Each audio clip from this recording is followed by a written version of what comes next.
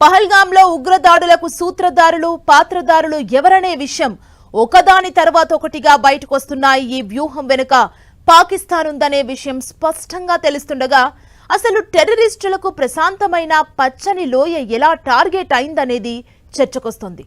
ఆనందం పంచే ఆహ్లాదకరమైన వాతావరణం ఉన్న ఈ లోయలోనే ఉగ్రవాదులు టార్గెట్ చేసుకోవటానికి కారణాలున్నాయి. అవేంటో ఈ స్టోరీలో చూద్దాం.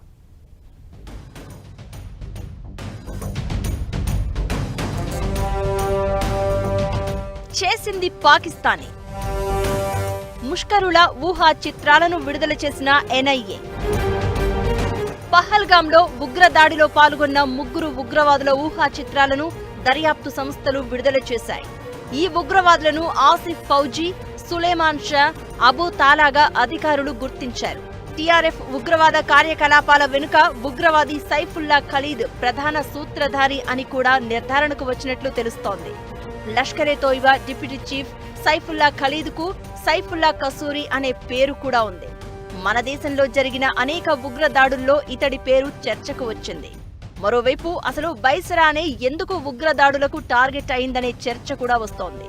జమ్మూ కశ్మీర్కు వచ్చే పర్యాటకులు అత్యంత ఎక్కువగా సందర్శించే ప్రాంతాల్లో పహల్గాం ఒకటి.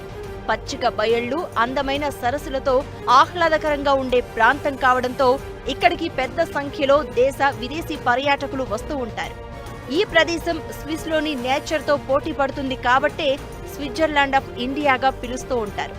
అధికారిక లెక్కల ప్రకారం 2024లో 35 లక్షల మంది కశ్మీర్లో పర్యటించారు.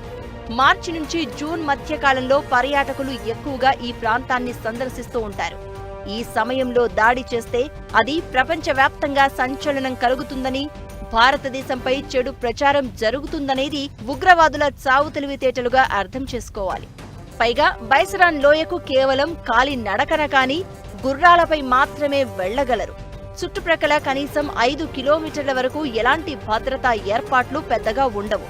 ప్రకృతి రమణీయత చెడిపోకుండా ఉండాలంటే ఈ ప్రాంతం హడావుడికి దూరంగా ఉండాల్సిందే. అందుకే ఉగ్రవాదులు దాడి చేసిన విషయం కూడా బాహ్య ప్రపంచానికి వెంటనే తెలియరాలేదు. పైగా భద్రతా దళాలు వెళ్లేందుకు కూడా సమయం పట్టింది. ఈ ఉగ్రదాడి తర్వాత ఇక ప్రతి పర్యాటక ప్రాంతంలో ఖచ్చితంగా ఏర్పాట్లను సమీక్షించాల్సిన అవసరం ఏర్పడింది.